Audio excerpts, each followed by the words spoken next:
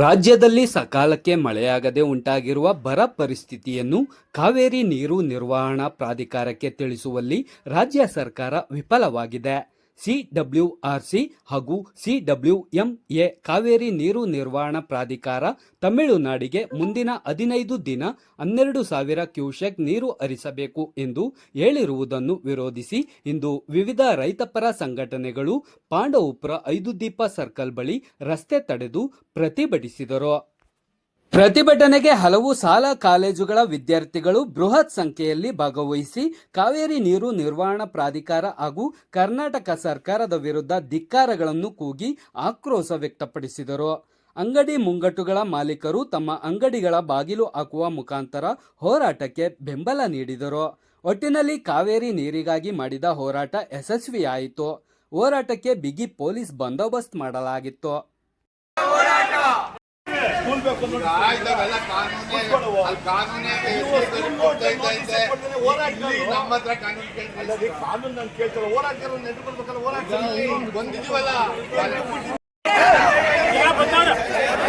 ಕಾವೇರಿ ಮಾತೆಗೆ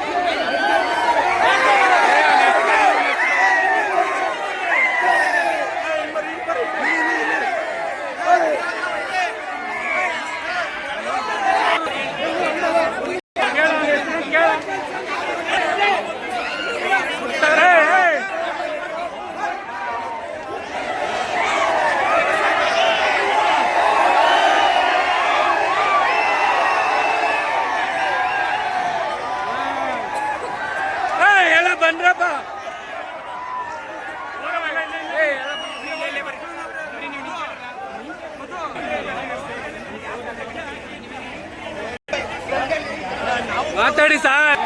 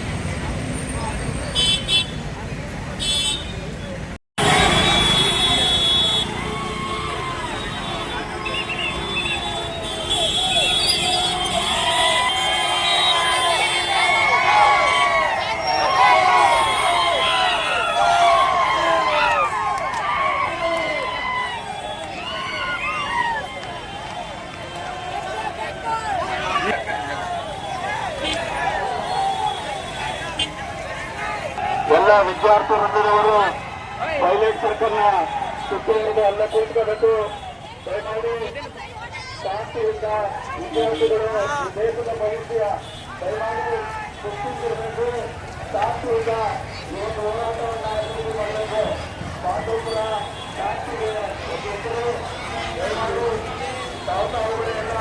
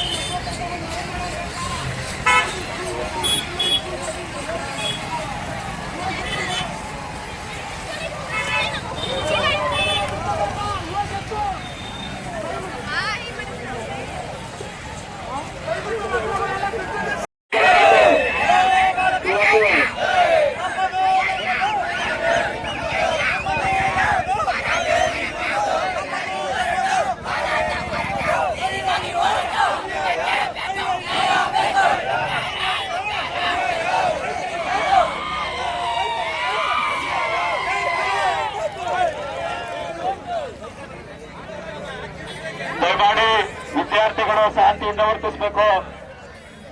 ಎಲ್ಲ ದೊಡ್ಡ ಮಟ್ಟದ ಈ ಒಂದು ಹೋರಾಟಕ್ಕೆ ಬೆಂಬಲ ನೀಡಿದ್ರಿ. ನಿಮ್ಮೆಲ್ಲರಿಗೂ ಕೂಡ ಪಾಂಡವಪುರ ರೈತರ ಪರವಾಗಿ ತುಂಬ ಧನ್ಯವಾದಗಳನ್ನ ತಿಳಿಸ್ತಾ ಇದ್ದೀವಿ. ದಯಮಾಡಿ ನಾಡು ನುಡಿ ನೀರಿನ ವಿಚಾರಕ್ಕೆ ಹಿಂದೆನೂ ಕೂಡ ಬೆಂಬಲ ನೀಡಿದಿರಿ, ಈಗಲೂ ಬೆಂಬಲ ನೀಡ್ತಾ ಇದ್ರಿ. ನಿಮ್ಮೆಲ್ಲರಿಗೂ ಕೂಡ ಅಭಿನಂದನೆಗಳು. ಈಗ ಮುಖಂಡರುಗಳು ಮಾತಾಡ್ತಾರೆ, ಹಾಗಾಗಿ ತಾವೆಲ್ಲರೂ ಕೂಡ ಶಾಂತಿಯಿಂದ ಅವ್ರ ಮಾತನ್ನ ಕೇಳಬೇಕಂತ ಈ ಮೂಲಕ ಕೇಳ್ಕೊಳ್ತಾ ಬೆಂಬಲವನ್ನ ನೀಡಿ ಒಂದು ಪ್ರತಿಭಟನೆಯನ್ನ ಮಾಡ್ತಾ ಇದ್ದೀವಿ.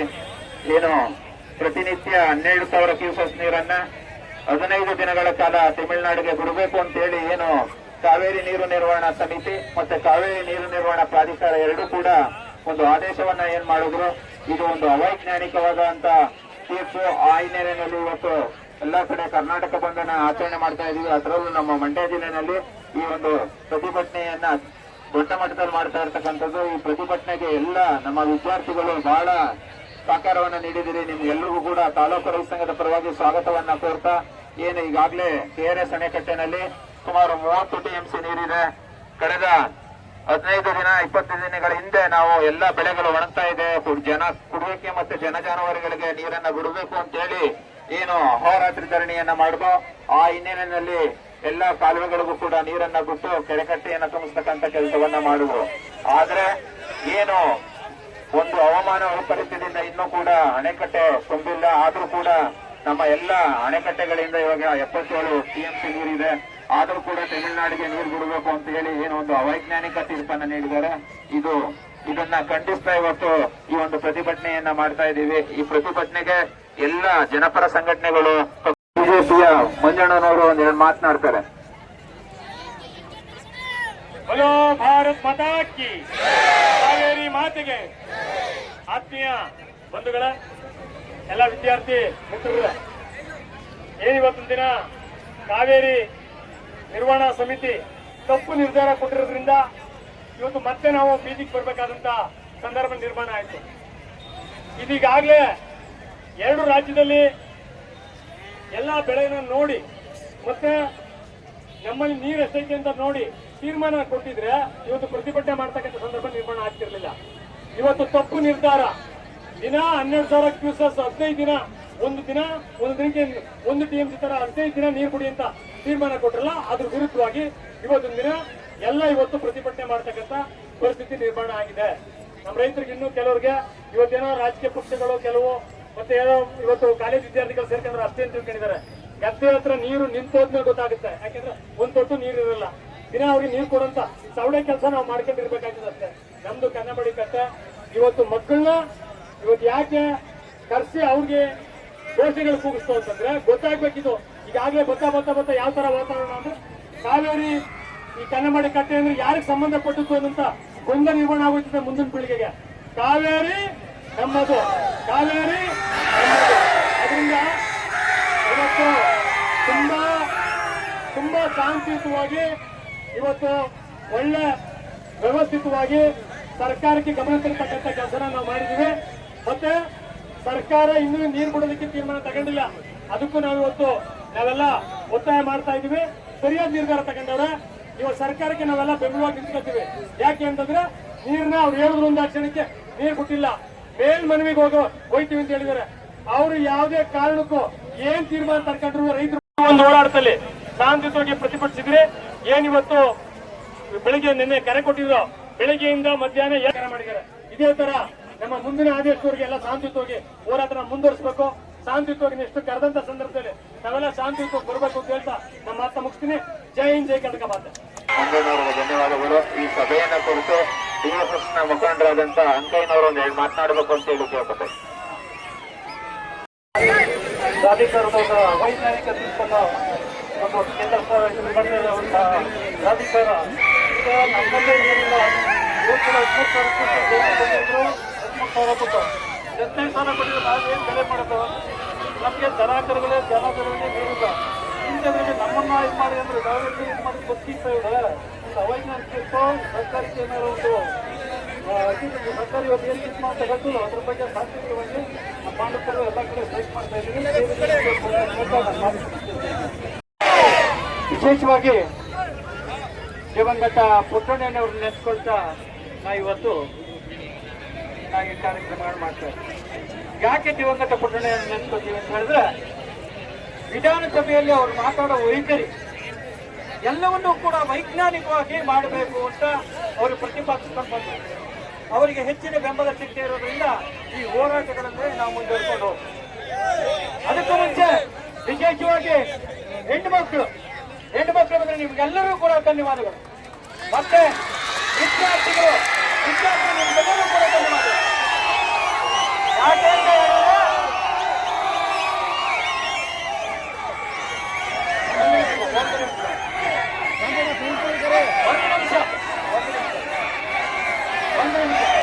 ಬರ್ತಾ ಇದ್ದೀವಿ.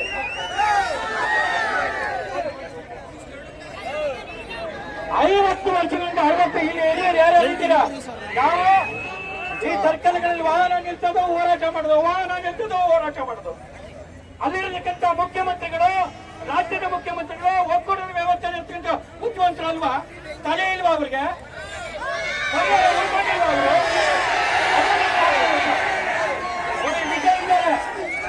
ಒಳ್ಳೆ ಮುಖ್ಯಮಂತ್ರಿ, ಕರ್ನಾಟಕದಲ್ಲಿ ಮುಖ್ಯಮಂತ್ರಿ, ಒಳ್ಳೆ ಮುಖ್ಯಮಂತ್ರಿ. ಇವರೆಲ್ಲ ಯೋಚನೆ ಮಾಡುವ ಶಕ್ತಿ ಇಲ್ವಾ? ನಿರ್ವೀರ್ಯರಾಗಿದ್ದಾರೆ ಇವರು. ಇಚ್ಛಾಶಕ್ತಿ ಇರ್ತಕ್ಕಂಥ ರಾಜಕೀಯ ಪಂಡಿತರು ಇದಕ್ಕೆ ಪರಿಹಾರ ಉಳಿಸಬೇಕು. ಮೇಕೆದಾಟಿಗೆ ಪರ್ಮಿಷನ್ ಕೊಟ್ಟು ಅವ್ರಿಗೆ ಹೆಚ್ಚಿನ ಅಣೆಕಟ್ಟನ್ನು ಹೆಚ್ಚಿಗೆ ಮಾಡಿ ಅವರಿಗೆ ಅವರು ಕೂಡ ವ್ಯವಸ್ಥೆ ಆಗುವಂತ ಮಾಡಬೇಕು. ನೋಡಿ, ಪ್ರಾಧಿಕಾರ 50 ವರ್ಷಗಳ ಹಳೆ ಅಗ್ರಿಮೆಂಟ್ ಮೈಸೂರು ಸಂಸ್ಥಾನದ ಅಗ್ರಿಮೆಂಟ್ ಆಗಿದ್ದು ಅದನ್ನ ಚೇಂಜ್ ಮಾಡಿದ್ದು ಪ್ರಾಧಿಕಾರ. CWSC ಒಂದು ಅವೈಜ್ಞಾನಿಕವಾಗಿ ನಮಗೆ ತೊಂದರೆ ಕೊಡ್ತಾ ಇದೆ. ಅದನ್ನ ಹೋರಾಟ ಮುಗಿಸ್ಕೊಂಡು ಬಿಡಿಸ್ಕೊಳ್ತಾ ಇದ್ದೀವಿ. ಅದರಿಂದ ನೋಡಿ, ಮತ್ತೆ ಕಳಕಳಿ ಮನವಿ ಮಾಡ್ತಾ ಇದ್ದೀನಿ, ಹುಡುಗರು ಈ ಹೋರಾಟ ಮುಗಿದ ಮೇಲೆ ಮನೆಗೆ ಹೋಗ್ಬೇಕು. ದಯವಿಟ್ಟು ನೀವು ಯಾರು ಗೊಂದಲ ಮಾಡ್ಕೋಬೇಡಿ. ನೀವು ಹೋರಾಟ ಮಾಡಿದಕ್ಕೆ ನಿಮ್ಗೆ ಧನ್ಯವಾದಗಳನ್ನ ಹೇಳ್ತೇವೆ. ನೋಡಪ್ಪ, ಕೂಗೋದಲ್ಲ, ನಾನು ಹೇಳ್ತೀನಿ ಕೇಳಿ. ಈಗ ನಾನು ಕೇಳ್ತೀನಿ, ಅದಕ್ಕೆ ಒಂದೊಂದು ಉತ್ತರ ಹೇಳಿ. ಕಾವೇರಿ ಎಷ್ಟು TMC ನೀರು ಮಾತಾಡ್ತಿದೀಯ? ಕಾವೇರಿ ಎಷ್ಟು TMC ನೀರಿದೆ ಹೇಳು. ನೋಡಮ್ಮ, ಮಾತಾಡ್ಬೇಡಿ. ಕಾವೇರಿ 49.7 TMC ನಮ್ ಕನ್ನಂಬಾಡಿ ಕಟ್ಟೆ. ಆಮೇಲೆ Hemavathi 37 TMC, ಆರಂಗಿ 12 TMC, Kabini 18 TMC. ಇಷ್ಟು ನೀರೇ ಹಿಡಿಯೋದು. ನಿಮ್ಗೆ ಇವೆಲ್ಲ ಗೊತ್ತಾಗ್ಬೇಕು. ಯಾಕೆಂದ್ರೆ ನೀವೆಲ್ಲ ನಮ್ಮ ರೈತ ಮಕ್ಕಳು, ಅದಕ್ಕೋಸ್ಕರ ನಿಮ್ಗೆಲ್ಲ ಗೊತ್ತಾಗ್ಬೇಕು. ಇವತ್ತು ಈ ಚಳುವಳಿಗೆ ಬಂದಿರೋದಕ್ಕೆ ನಿಮ್ಗೆಲ್ಲ ಅಭಿನಂದನೆಯನ್ನ ನಾವು ಸಲ್ಲಿಸ್ತೀವಿ. ಅದೇ ರೀತಿ ಈ ವ್ಯವಸ್ಥೆನ ನೀವು ನೋಡ್ಕೋಬೇಕು. ನಾವು ಯಾತಿಗೆ ನೀರು ಕೇಳಬೇಕು, ನಮ್ಗೆ ನೀರು ಏನು ಒಪ್ಪಂದ ಆಗೈತೆ, ಯಾವ ರೀತಿ ಸರ್ಕಾರಗಳು ನಡ್ಕೋಬೇಕು ಅಂತ. ಸರ್ಕಾರ ಏನ್ ಮಾಡ್ತು, ನೀರು ಜಾಸ್ತಿ ಬಂದಾಗ ಹಂಚ್ಕೊಳ್ಳೋ ಸೂತ್ರನ ಕಂಡುಹಿಡಿತು. ನೀರೇ ಇಲ್ದೋದಾಗ ಹಂಚೋ ಸೂತ್ರನ ಕಂಡುಹಿಡಿಲಿಲ್ಲ. ಅದು ನಮಗ್ ತಪ್ಪಾಗಿರೋದು. ಸರ್ಕಾರ ಅಥವಾ ನ್ಯಾಯಾಲಯ ಅಲ್ಲಿ ಹಿಡಿತು. ಅದಕ್ಕೋಸ್ಕರ ಏನಿವತ್ತು ನೀವು ಹೋರಾಟಕ್ಕೆ ಬಂದಿದ್ದೀರಿ, ನಿಮ್ಗೆಲ್ಲ ನಾವು ಅಭಿನಂದನೆಯನ್ನು ಸಲ್ಲಿಸ್ತೀವಿ. ಈ ಹೋರಾಟ ಹಿಂಗೆ ನಿರಂತರವಾಗಿರಲಿ. ನಮ್ಮ ಗಾಂಧಿ ಏನ್ ಹೇಳ್ಕೊಟ್ರು, ಅಹಿಂಸಾ ಮಾರ್ಗದಲ್ಲೇ ನಾವು ಹೋರಾಟನ ಮಾಡಿದ್ರೆ ಸಕ್ಸಸ್ ಕಾಣೋದು. ನಿಮ್ಗೆಲ್ಲ ಅಭಿನಂದನೆಯನ್ನು ಸಲ್ಲಿಸ್ತಾ ಈ ಕಾರ್ಯಕ್ರಮನ ಮುಕ್ತಾಯ ಇದೆ. ನಿಮಗೆ ಮತ್ತೊಮ್ಮೆ ಅಭಿನಂದನೆಗಳು. ಮನೆಗಳಿಗೆ ತಲುಪಬೇಕು. ಏನು ಇವತ್ತು ಪ್ರತಿಭಟನೆಯಲ್ಲಿ ಭಾಗಿಯಾದಂತ ಎಲ್ಲ ರಕ್ಷಣಾ ಇಲಾಖೆಯರಾಗ್ಬೋದು, ಪತ್ರಕರ್ತರಾಗ್ಬೋದು, ಎಲ್ಲ ಜನಪರ ಸಂಘಟನೆ, ಎಲ್ಲ ಹೋರಾಟಗಾರರು ಕೂಡ ತಾಲೂಕು ರೈತ ಸಂಘದ ಪರವಾಗಿ ತುಂಬ ಹೃದಯದ ಧನ್ಯವಾದಗಳು. ಕರ್ನಾಟಕ ರಾಜ್ಯ ರೈತ ಸಂಘಕ್ಕೆ